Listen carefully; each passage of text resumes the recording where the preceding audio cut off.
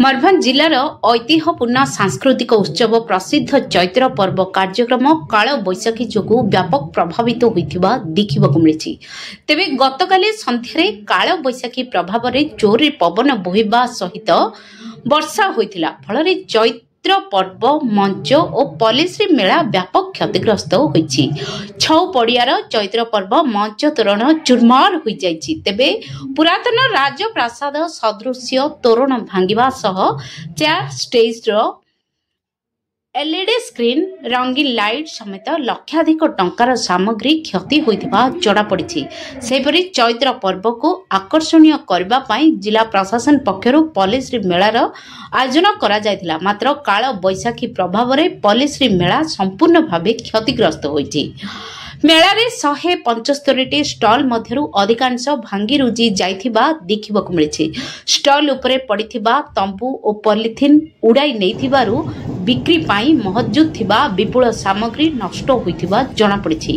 काल बैशाखीर प्रभाव कमिबा परे जिला प्रशासन अधिकारी माने छौ पड़ियारे पहुंची स्थिति समीक्षा करिथिबा देखिबाकु मिलिछि। काल बैशाखी पाई द्वितीय दिन अर्थात शनिवार संध्यारे परिवेश विद हेबाकु थिबा उत्तर साही और दक्षिण साही छौ नृत्य सांगकु संबलपुर जिलार दुलदुली कलाहांडी जिलार बजसाल नृत्य परिवेषण हेबार कार्यक्रम बातिल होइतिला। प्राकृतिक तांडव जोगु भांगी रुजी जाइतिबा स्टॉल और पेंडाल मरामती करा जाई पुणी रविवार मेला आरंभ करा जिवो बोली प्रशासन पक्षरु सूचना दिया जाइछि। मयूरभंजरो घासराम बेहरांक रिपोर्ट केवी न्यूज ओडिशा।